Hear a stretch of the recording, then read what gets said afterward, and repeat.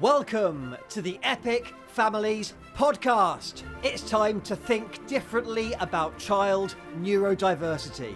We bring you the knowledge from the experts who have it to the families who need it. I'm your host, Freddie Bennett, and I'm a dad trying to find his way through a neurodiverse family journey. In this podcast, we are on a mission to help every family understand that neurodiversity can be your greatest strength. So buckle up and listen in. This is for you, extraordinary parents and incredible children. It's time to be epic.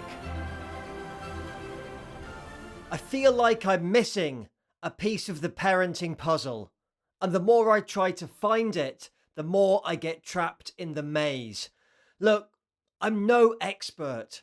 I'm a neurodiverse dad in a neurodiverse family, and I want to do the best for my sons and my relationship. But no matter how hard I try, I feel like I'm fighting a daily battle that I cannot win.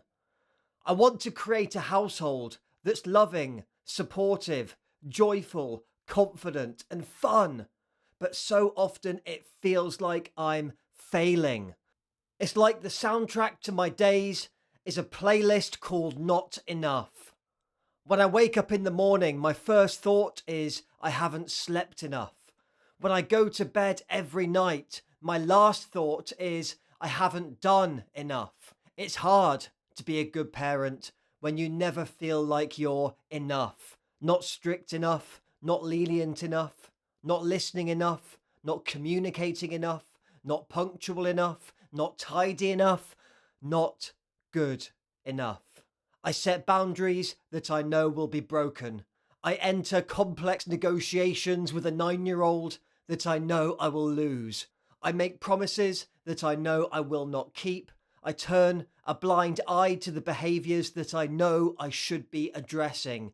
All this for a small moment of peace and tranquility in my day. It all started when I realised something about my child was slightly unique. The excited outbursts, being unable to sit still, that never-ending momentum and energy, as if they had a little nuclear reactor inside of them. Their unique perspective on the world, their unique perspective on the truth, the stimulation, the emotional roller coaster, the questions, the accidents, the fact that we can never be on time for anything, the never-ending search for the item that's been lost, the way that they create amazing imaginary worlds. It was like my child had a Ferrari engine but BMX brakes. But then things took a different turn. It felt like the school had me on speed dial. The conversations with teachers became more and more frequent. The looks from other parents became more and more familiar. The feeling of being behind schedule and on the back foot from the moment I woke up became the new normal. So what do? We started the Googling and we asked the questions and we did the research and we embarked upon the long waiting game. Our lives were stuck in a continuous healthcare holding pattern while we nervously awaited the answers to the questions that we didn't really want to ask. Is my child autistic? Do they have ADHD? Is it something else? And then the more we learn, the more we start to look in the mirror. The more I read about my son's neurodiversity signs and symptoms, the more I realized about my own behaviors. I put 2 and 2 together and I came up with 4 letters to be precise. ADHD. It makes sense now. Impulsivity, forgetfulness, risk-taking, anxiety, lying awake at night with 1,000 thoughts running through my brain, overthinking, difficulties in building a normal career, giving 0 shits about tasks that didn't interest me, yet having endless hyper-focus on projects that I was passionate about. So when I looked at my wonderful, spirited, caring, loving child, I thought, maybe this was all my fault. So I tried to change. I tried to be a better parent. I bought books written by experts with an alphabet of letters after their name. I signed up for endless courses, watching videos delivered by perfect parents with perfect teeth in perfect homes who had perfectly zero fucking clue what it was like to be me for a day. I never had the time, the patience, or the energy to finish any of it. So then I felt even guiltier. And then I realized something else. The behavioral frameworks, the science, the leading academic research, the trademarked 5-step fucking bedtime processes, it's all bloody useless when it's 11:30 at night and you're shattered and your child is jumping on your bed, wearing their favourite Batman outfit, excitedly announcing how much Lego they can stick up their bum. So in my moment of desperation, I knew I had to try something different. And this is it. When the experts stop the lectures is when we start the conversation. Because maybe parenting harder isn't the answer. I love my sons. I love how unique they are. And I hate the guilt that comes with having to apologize and explain for who they are and how they are to teachers, parents, family members, and strangers. I don't want to pull the handbrake on their spirit. I don't want to extinguish their sparkle. I don't want to dim their shining personalities. I want to understand, and I want us to be understood. I want us to be seen. I want us to be heard. We live in a world where authenticity is encouraged, as long as we're not too authentic. We exist in a place where we're told it's okay to be different, as long as we're the right kind of different. We're told to change parenting styles, change behavior, change mindsets, change routines. But surely if we feel we need to change something, then that implies it needs to be fixed, that it's broken. Imagine waking up every day and feeling like you need to be fixed. My kids aren't broken. They almost bloody break me on a daily basis, but they're not broken. They're amazing. But I believe if you judge a dolphin on its ability to climb a tree, or if you judge an eagle on its ability to swim in an ocean, then they will always be labelled as broken.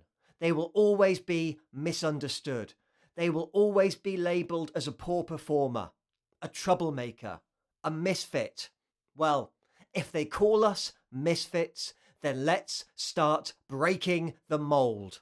I believe that as parents, we cannot outperform our own self-image. If we see ourselves as failures, if we see ourselves as not good enough, as not perfect enough, then we will parent accordingly. But that ends today. You are not a failure parent. You are an epic parent. Neurodiversity can be a superpower. We just need to get the dolphins swimming and the eagles soaring. I spent years, decades in fact, struggling with my mind. I was a poor performer at work. My home life was chaos. I was stressed, depressed, unfit, overweight, and burned out.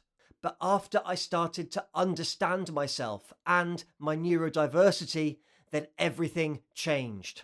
I became a Guinness World Record holder. I crossed the Sahara Desert, completed the toughest foot race on the planet, ran across the Arctic to the North Pole. I even started this podcast. At least I'll do this podcast until I get bored and something else grabs my attention. I even teamed up with an amazing paediatric consultant to launch Bay Paediatrics, and we want it to become a leading child neurodiversity clinic in New Zealand and beyond. Look, I'm not an expert. It's really important to say that. I am not a neurodiversity professional in any way, shape, or form. But I am on a mission. I'm on a mission to give neurodiverse families the certainty, clarity, and confidence to build epic relationships and live incredible lives through embracing, not fighting against, what makes them unique. I'm going to do this by bringing you the knowledge, tools, mindset, and guidance from the shining lights of the worlds of psychology, pediatrics, nutrition, sleep, behavior, and beyond. No blame, no shame, no guilt, no judgment. This is going to be real. It's going to be messy and it's going to be chaotic because that's what families are. That's what living is. And that's what Epic Families stands for. EPIC. Extraordinary Parents, Incredible Children. I'm Freddie Bennett. I'm no expert, but I do know this. You're never too young or too old to become the person who you are always meant to be. Let's do this. Let's go and become epic. Thank you so much for listening and for being an epic family. Remember, you are extraordinary parents with incredible children. If you've enjoyed this podcast, please give us a 5-star review and share it with the world. Until next time, I've been Freddie Bennett, you have been epic, and I'll see you on the other side.